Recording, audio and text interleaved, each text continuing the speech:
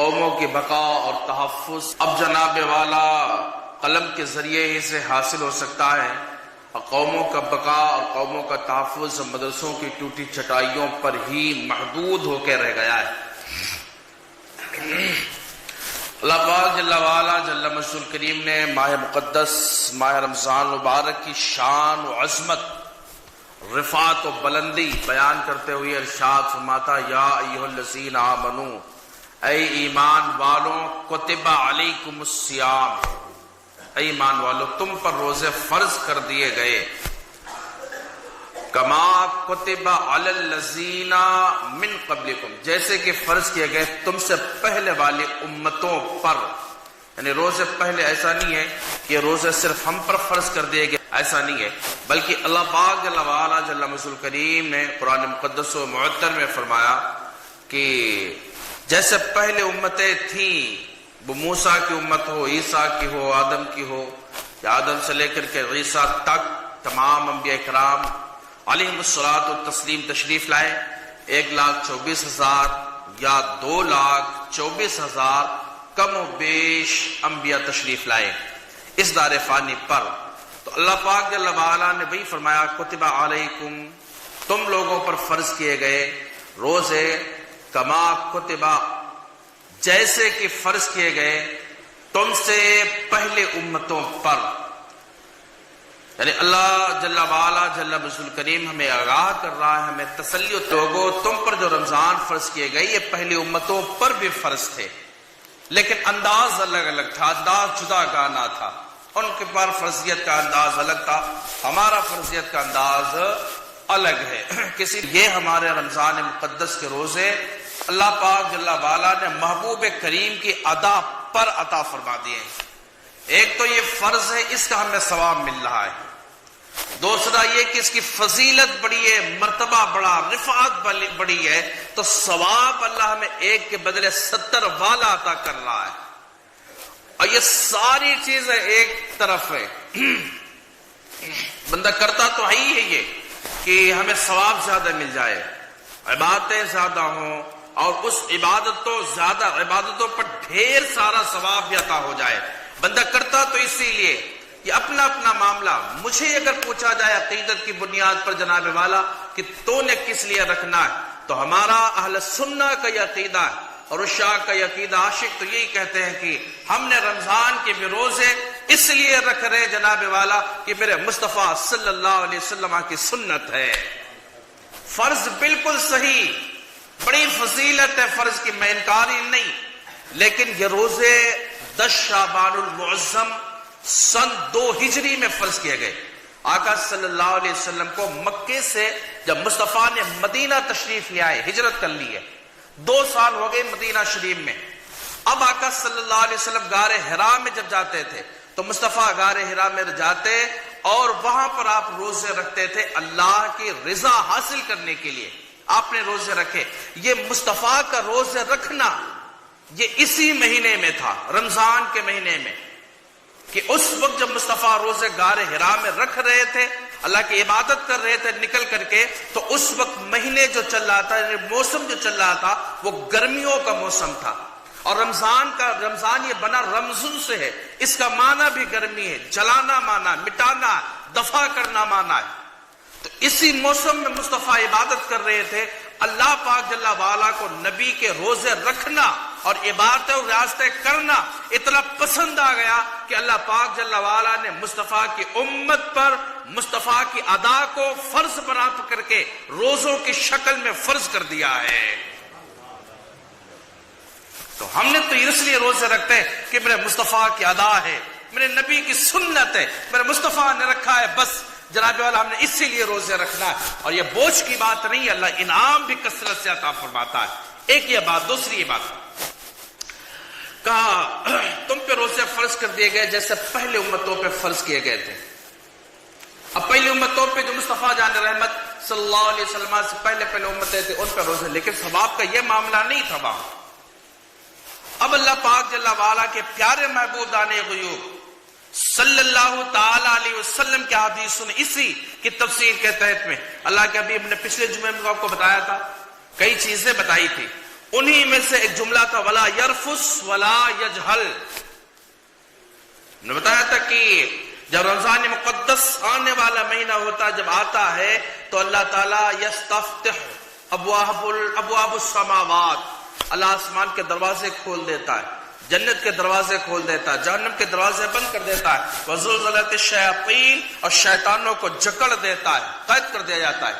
یعنی آسمانوں کے دروازے کھولنا، رحمت و برکت، جنت کے دروازے یعنی نیکیوں کے کثرت کے دروازے کھل گئے، جہنم کے دروازے بند، یعنی گناہ کی کثرت سے دروازے بند ہو گئے. اب گناہ کا امکان بہت تھوڑا رہ جاتا ہے. شیطان کو بند کر دیا گیا، یعنی شیطان جو خارجی تھا، ورغلا رہا تھا ہمیں، اللہ نے اس کو قید کر دیا. اب ایک نفس بچا ہے جو ہمیں ورغلاتا ہے، راہ ہدایت سے ہٹا رہا ہوتا ہے. شیطان تو خارجی تھا، وہ تو قید ہو گیا. جو قید ہو گیا تو بھی ہم گناہ پر گناہ کر رہے ہیں. پچھلے جمعے کو میں نے بتایا بھی تھا یہ آپ کو کہ گناہ پر گناہ کر رہے ہیں، برائیاں بھی کر رہے ہیں، نمازیں وہ چھوڑ رہے ہیں، عبادتیں چھوڑ رہے ہیں، ریاستیں چھوڑ رہے ہیں. جب شیطان قید ہے تو پھر گناہ کیوں؟ جب شیطان اللہ نے قید کر دیا کہ بھائی ہم کوئی گناہ کر لیں یا کوئی برا فعل کرتے ہیں یا آپس میں کہیں لڑائی کر لیں، تو یہ ہوتا ہے بعد میں کہ شیطان نے ورغلا دیا یا شیطان نے یہ بکواسیں کروا دی. معاملہ سارا شیطان ہی پہ ہمارا جاتا ہے. ہم بناتے ٹارگٹ اسی کو، شیطان کو ہے. لیکن زلزلت شیطان جب مصطفیٰ کی حدیث آ گئی، نبی نے کہا شیطان قید ہو گیا. جب شیطان قید تو پھر برائیاں نہیں ہونا چاہیے. تو نے بتایا تھا آپ کو کہ دو چیزیں ہیں، ایک داخلی شیطان ہے، خارجی ہے.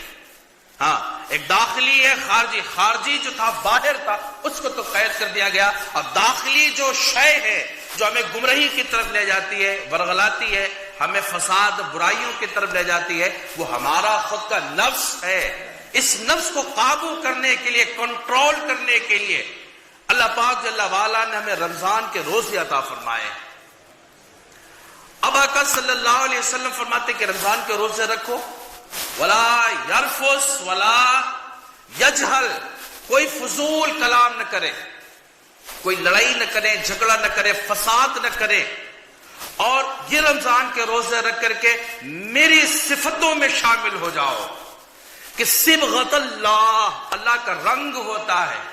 وما احسن من اللہ صبغۃ، اللہ سے بہتر رنگ کس کا ہے؟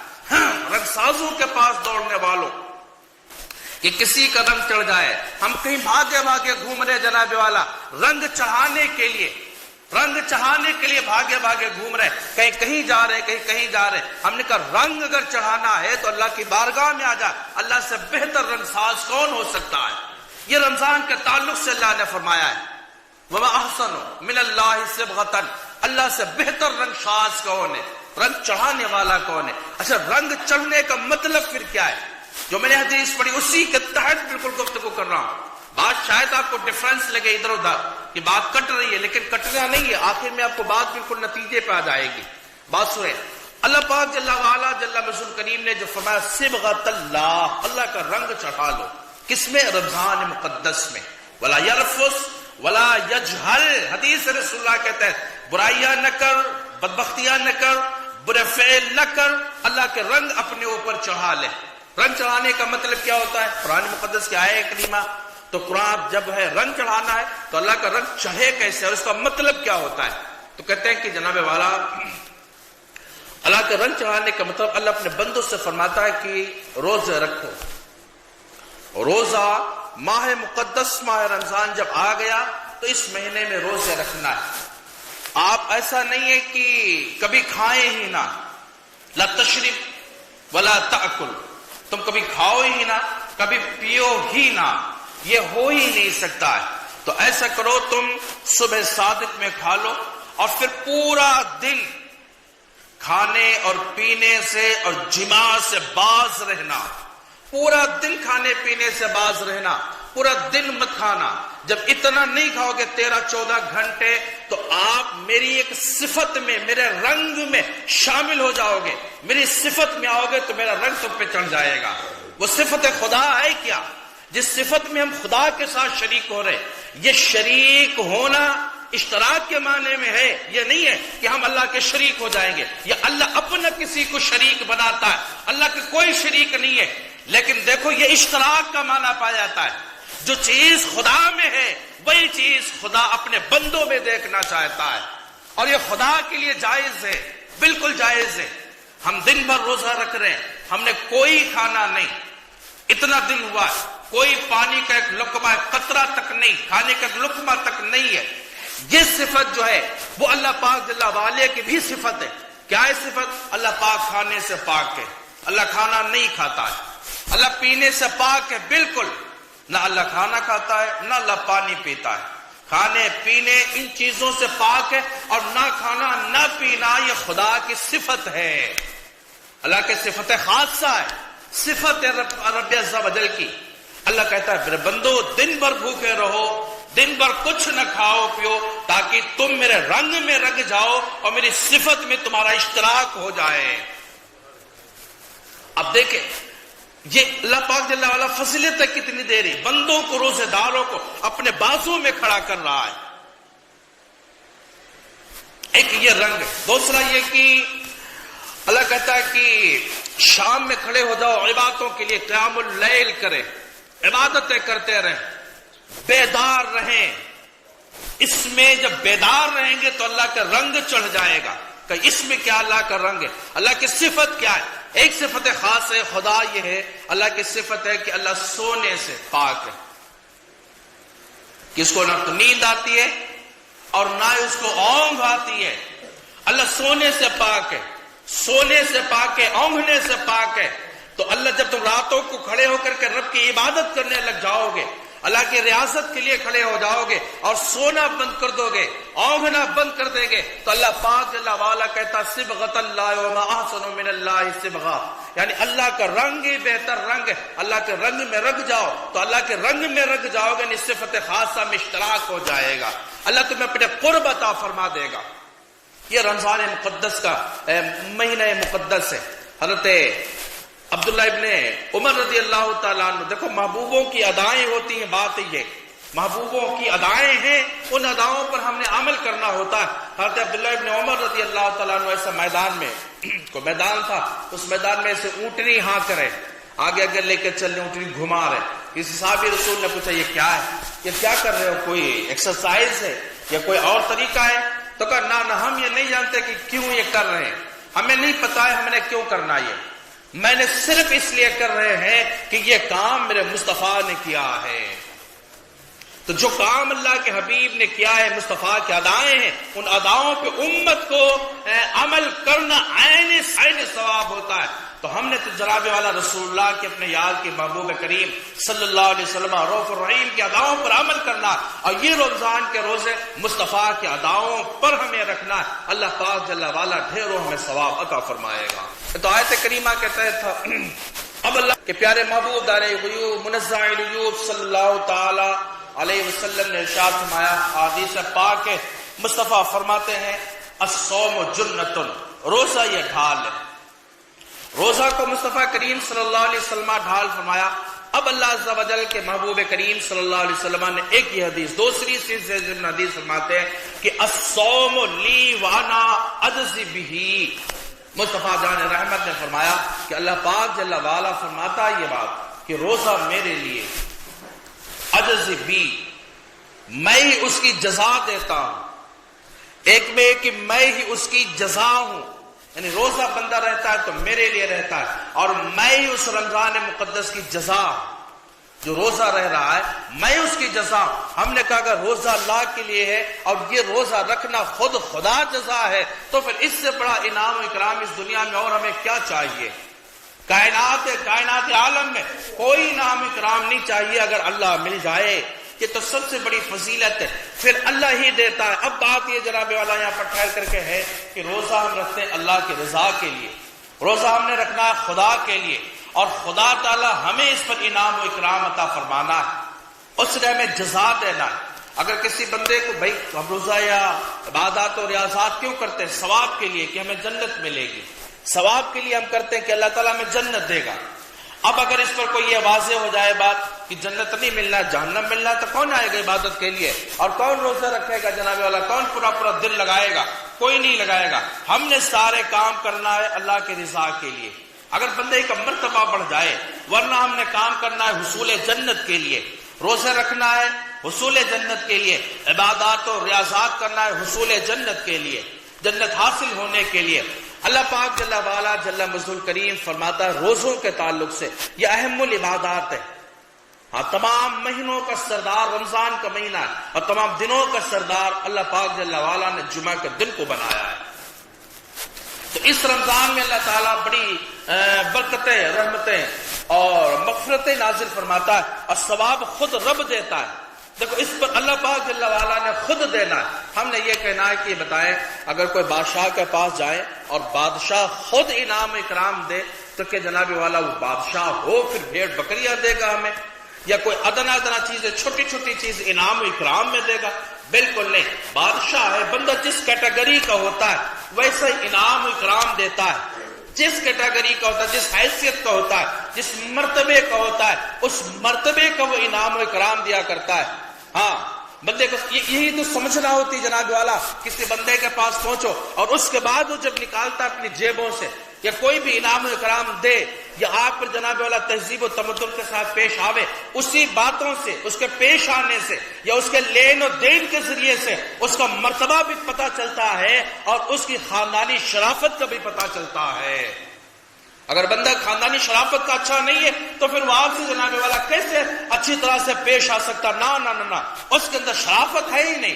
لیکن وہ اچھی طرح سے پیش آ رہا ہے، آپ سے لجاجت کے ساتھ مل رہا ہے، آپ سے شرافت کے ساتھ مل رہا ہے پیارے، تو اس کی خاندانی شرافت کا یہ فائدہ دے رہی ہے اور بتا رہی ہے اس کی یہ ملنساری یا اس کا یہ ملنا جلنا، اس کی یہ طبیعت بتا رہی جناب والا کس کا خاندان کس شرافت والا ہے اور کون سا اعلیٰ خاندان ہے. تو بندے کا ملنا، بندے کا تہذیب و تمدن کے دائرے میں رہنا یہ اس کی خاندانی شرافت کو بتاتے.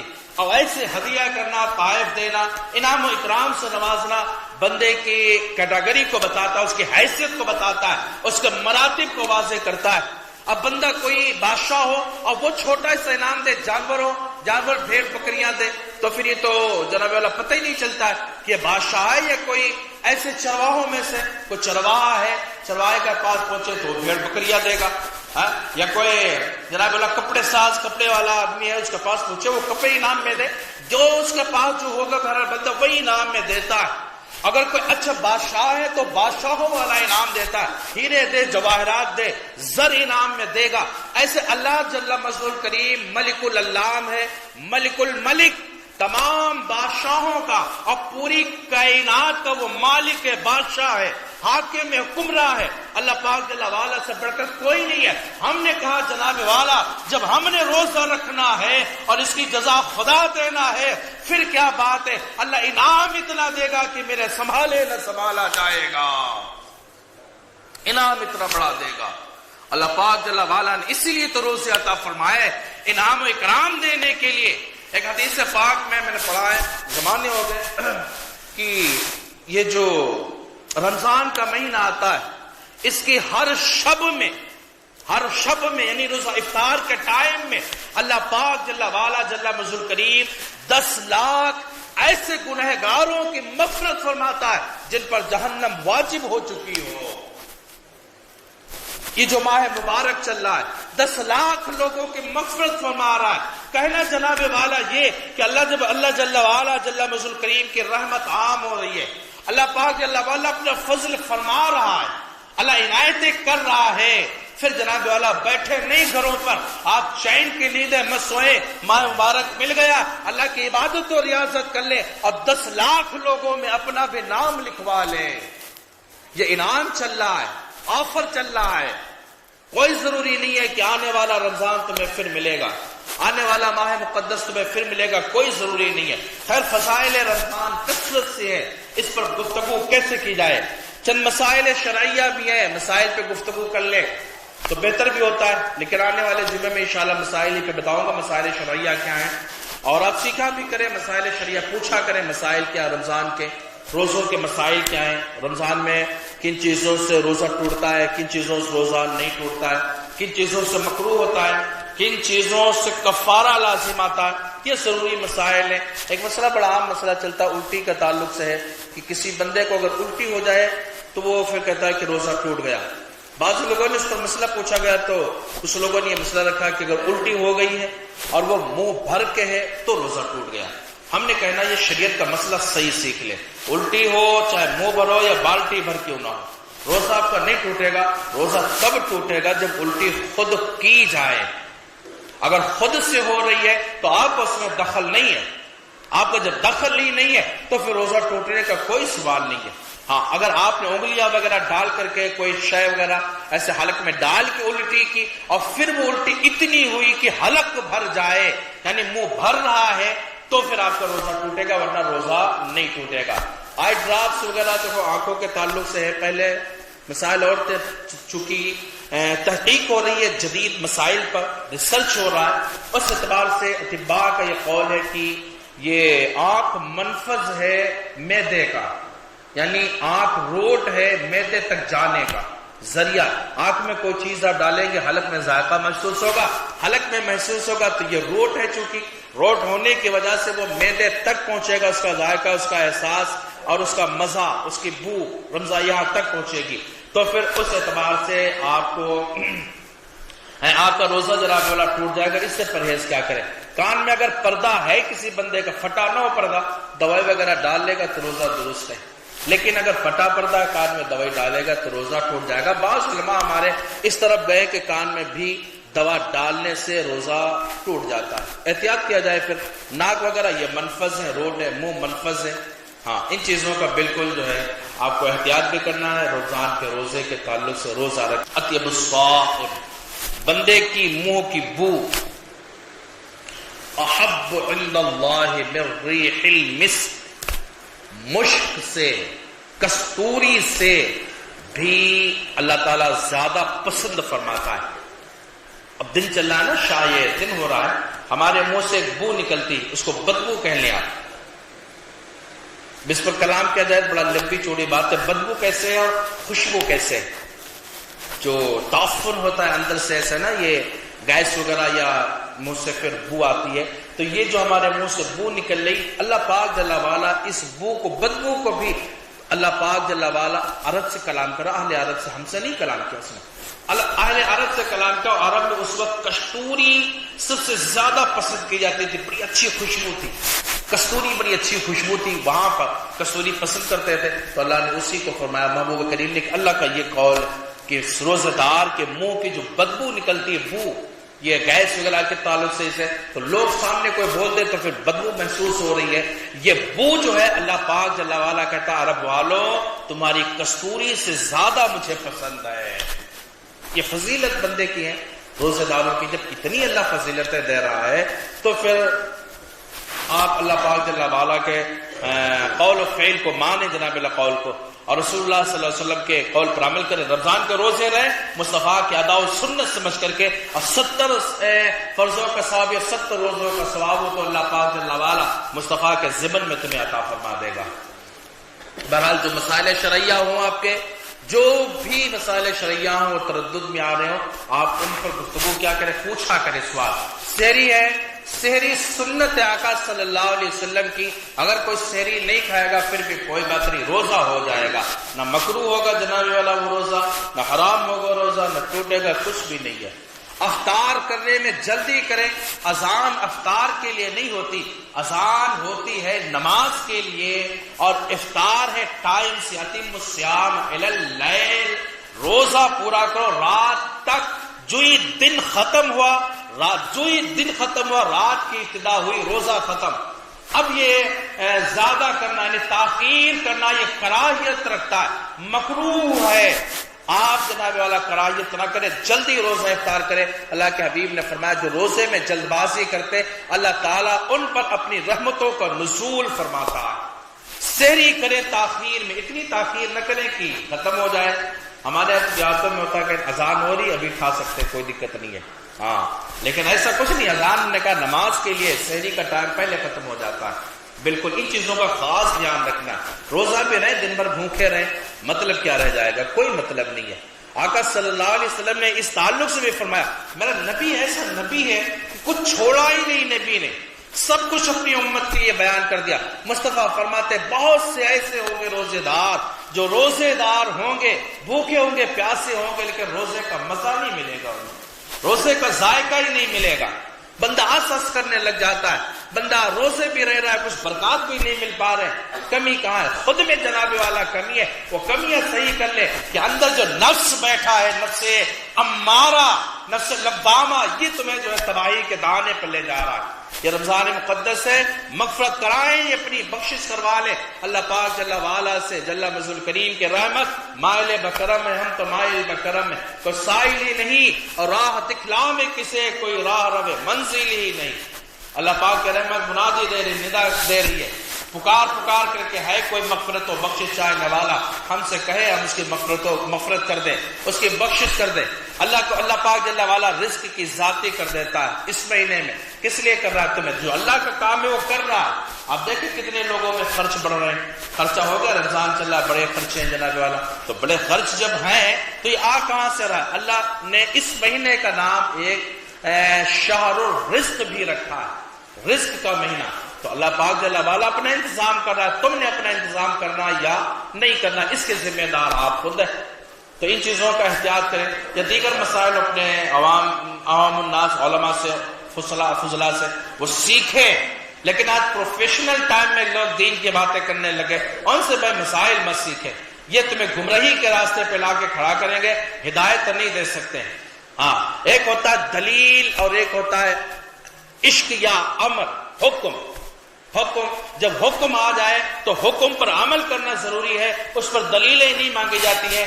دو گروپ ہوئے ہیں، آج بھی گروپ ہے، ایک ہے عامر یعنی حکم والا گروپ اور ایک ہے دلیل والا۔ حکم آ گیا اللہ کا، یا رسول اللہ کہ یہ کرو، کرنا بندے نے شروع کر دیا، کیوں؟ حکم ہے، عمل کرنا واجب ہے۔ دوسرے طبقے نے کیا کمپنی نے کہ جناب والا دلیل کیا ہے اس پر؟ دلیل مانگنے والے گمراہ ہو گئے اور دلیل نہ مانگنے والے اللہ کے حکم پر عمل کرنے والے ہدایت یافتہ ہو گئے۔ ہاں، آپ دیکھیں کہ کعبہ افضل ہے یا رسول اللہ افضل ہے؟ پوری دنیا جانتی ہے یار، بولا کرے، پوری دنیا جانتی کہ سرکار افضل ہے کعبے سے۔ اور سرکار جس جگہ پہ لیٹے، پورے مدینے کی بات نہیں ہے، سرکار جس جگہ پر لیٹے جلوہ فرما، جس جگہ سے مصطفیٰ کا جسم لگا ہوا ہے، وہ جگہ کعبہ سے بھی افضل ہے، عرش خدا سے بھی افضل ہے، کائنات کے ذرے ذرے سے افضل ہے۔ تو مصطفیٰ کا جسم مقدس افضل ہے، اور مصطفیٰ جس جگہ پر ہے وہ جگہ کعبے سے بھی افضل ہے۔ لیکن ہم کہتے کہ متوجہن الی جہت الکعبۃ الشریفہ، کہ ہم نے رخ کیا ہے کعبہ شریف کی، نماز پڑھتے کعبہ شریف کی طرف، حالانکہ افضل رسول اللہ ہے۔ تو جب افضل سرکار ہے تو ہم نے کعبے کی طرف رخ نہیں کرنا ہے، رخ کرنا تھا رسول اللہ کی طرف۔ لیکن ایسا نہیں ہے، کیوں نہیں ہے؟ اس لیے کہ فَلَنُوَلِّيَنَّكَ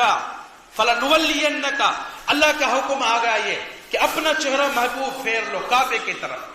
اب دنیا یہ نہیں کر سکتی کہ وہ روضہ رسول اللہ کی طرف منہ کرے، نہ روضہ منہ کرے گی تو کعبے کی طرف۔ کیوں؟ یہاں پر حکم ہے، اب دلیل نہ چلے گی، رسول اللہ افضل ہے کعبے سے تو ہم رسول اللہ کی طرف کریں گے، کعبے کی طرف کریں تو دلیل ہے کہ دلیل نہ چلے گی، حکم چلے گا۔ ہاں، یہ ہوتا بدبختی ہے۔ اور خود سرکار افضل ہے، سرکار افضل ہے کعبے سے، اور نبی سے فرما رہا اللہ تعالیٰ، کہہ کیا رہا ہے؟ فَلَنُوَلِّيَنَّكَ وَجْهَكَ شَطْرَ الْمَسْجِدِ الْحَرَامِ، محبوب اپنے چہرہ پھیر لو کعبہ معظمہ کی طرف، اللہ کے گھر کی طرف، حالانکہ سرکار افضل ہے۔ اب ہم کیسے کہیں کہ کعبہ ادنا ہے؟ ادنا نہیں کہیں گے، لیکن یہ بات سچ ہے کہ مصطفیٰ افضل ہے کعبے سے، اور افضل کو حکم دے رہا اللہ تعالیٰ کعبے کی طرف رخ کر لو، یہ حکم ہے۔ جب نبی کو حکم مل گیا تو نبی نے دلائل نہیں مانگی، وہاں پر دلیل چاہیے، ہم تو افضل ہیں۔ جیسے شیطان نے کہا تھا کہ ہم افضل ہیں، ہم کیوں سجدہ کریں؟ آدم علیہ السلام کو دلیل چاہیے کہ النار یرتفع، بلند آگ بلندی کی طرف جاتی ہے، آگ افضل ہے، اور مٹی زمین پہ گرتی ہے، آدم مٹی سے، میں آگ سے ہوں، میں افضل ہوں، تو دلیل چاہیے۔ اس کا دلیل مانگا گمراہ ہو گیا۔ حکم پر فرشتوں نے جو عمل کیا ہدایت پا گئے۔ ایسے بعض جگہ حکم پر عمل کیا جاتا ہے، اللہ اور اللہ کے رسول نے جو حکم دے دیا اس پر عمل کریں، انشاءاللہ فلاح و بہبودگی اور کامیابی و کامرانی تمہارے قدم